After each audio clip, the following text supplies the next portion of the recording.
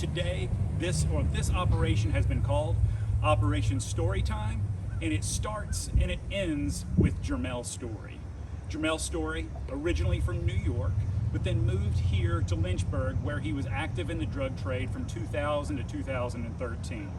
In 2013, he moved south to Charlotte, North Carolina, where he led an organization that was primarily responsible for the presence of narcotics here in Central Virginia.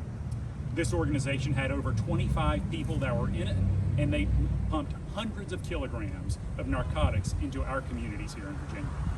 Today, and with today's verdict by this federal jury here in the federal courthouse, marks the 24th and 25th convictions of individuals that were members of this organization, including Jermell Storey's number 2, Ricky Abner, also living in Charlotte, North Carolina, who had a stash house that supplied this organization.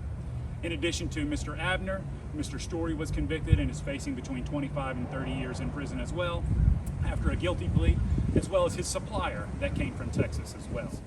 The Lynchburg community can be made safer and has been made safer by these convictions that have occurred in this case here today. The ripple effects of their criminal activity are felt by the many members of our community who suffer from addiction, to the poison that they spread throughout our community, from their loved ones who have to watch their family members overdose, die, or suffer from these ill effects. Also, with drug distribution comes violent crime.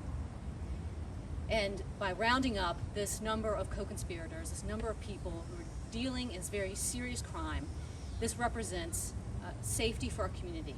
That we can partner together to have these great outcomes and take these offenders off the street for years, even decades. These are career criminals. These are folks that have put the safety of our citizens and our residents here in jeopardy for far too long. So I am grateful to the U.S. Attorney's Office, the Commonwealth Attorney's Office, ATF, DEA, for the partnerships that we have. And it's those partnerships that yield results like you see here today.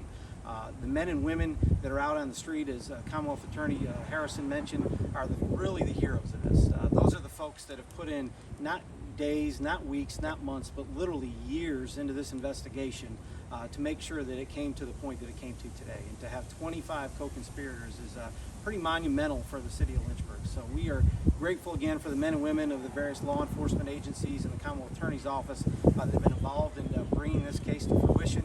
We're also grateful that, as Bethany said, we are a safer community today with all these people put away behind bars.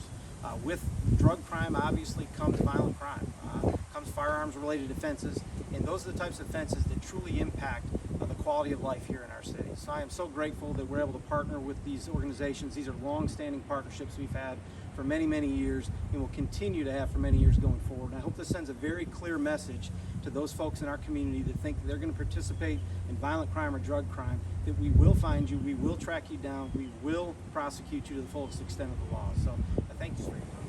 This criminal activity is unacceptable and will continue to be addressed accordingly. To that end, I pledge the full support of ATF as we continue to implement an intelligence-driven approach to reducing violent crime in our communities.